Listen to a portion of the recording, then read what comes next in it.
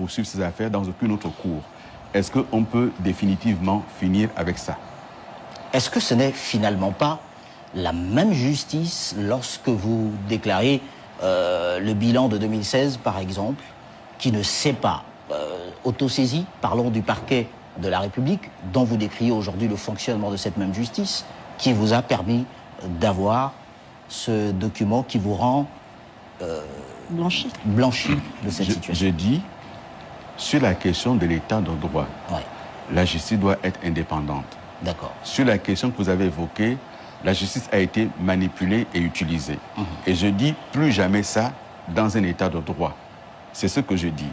Je me suis battu pour aller jusqu'en cassation, pour faire reconnaître mes droits, et ce qui me permet aujourd'hui d'être candidat à l'élection présidentielle blanchi totalement. Et donc toutes ces affaires sont des affaires maintenant de médias et de presse. Et je suis étonné que sur ce plateau, alors que je parle de mon projet, qu'on me reprenne des arguments utilisés contre l'un de mes adversaires dans un meeting.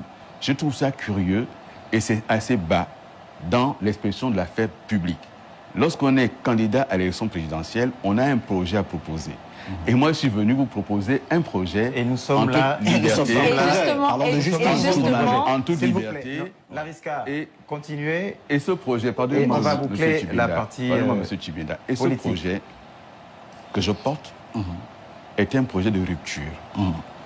Rupture avec précisément ce qui a mal fonctionné, dont les méthodes du passé. Rupture avec une justice aux ordres. Rupture avec une justice qui dit les décisions.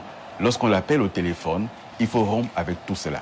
Et c'est pour ça que je porte ce projet, parce que j'ai vécu l'intérieur, les dysfonctionnements de l'État. Je les ai vus. Et j'ai vu comment les Gabonais en ont souffert. Et je dis aujourd'hui, pétri de cette expérience-là, pétri de cette connaissance-là, je me dois, en tant que Gabonais, de proposer autre chose que la continuité de ce système. Et j'ai un contradicteur qui, lui, est dans cette continuité et je suis dans la rupture. Et parlant de cette rupture, justement, nous restons dans l'aspect politique. Rupture également ou réajustement avec la France? Mais dans le projet que je porte, je le dis très clairement, en matière de diplomatie, en matière de relations internationales, il n'y a pas de petite souveraineté. Et j'indique qu'il faudra revoir certains accords de coopération économique, diplomatique, militaire avec la France. Ça veut dire que êtes-vous pour la fermeture de la base militaire française? Je suis pour réexaminer, mais la base militaire française, madame, ce n'est pas un sujet tabou pour moi. Ce sont des sujets, dans le cadre de mon projet, j'ai indiqué que nous mettrons en place une nouvelle stratégie de défense nationale. Et nous allons convoquer un certain nombre d'indicateurs avec les militaires pour nous asseoir et prendre une loi d'orientation militaire. Dans cette loi d'orientation militaire, sommes-nous montés en puissance en matière de marine nationale? Sommes-nous en capacité nous-mêmes de protéger nos côtes, notre territoire en mer, sachant que le territoire en mer, il est presque aussi grand que le territoire terrestre? Est-ce qu'on est en capacité d'avoir une aviation autonome aujourd'hui? Est-ce que nos forces terrestres sont en capacité de se déployer? Une fois qu'on a dit cela et qu'on est monté en puissance, que me fait le camp de Gaulle au Gabon? Il me sert à quoi le camp de Gaulle au Gabon? Justement, Monsieur le Président, le candidat actuel, président de la transition, M. Brice Clotaire Oligui Nguema, a annoncé récemment avoir lancé des discussions pour le retrait de la base militaire française en ne laissant que les instructeurs et au passage en baptisant le camp de Gaulle à un nom honorifique du pays. Comment vous appréciez ces négociations?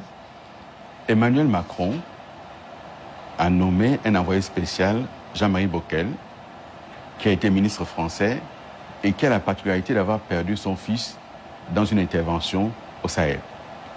Il a été envoyé spécial en Afrique sur la question militaire et des bases militaires françaises.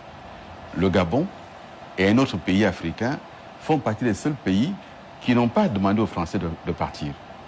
Et donc, ce qu'il raconte là, ce n'est pas lui qui l'a décidé, c'est la France elle-même qui a décidé, déjà sous Ali Bongo, de revoir sa stratégie au Gabon, de revoir la question du camp de Gaulle et d'enlever un certain nombre de forces et de garder ici uniquement la question de la formation. Donc, il n'invente rien, il raconte la récitation de son maître.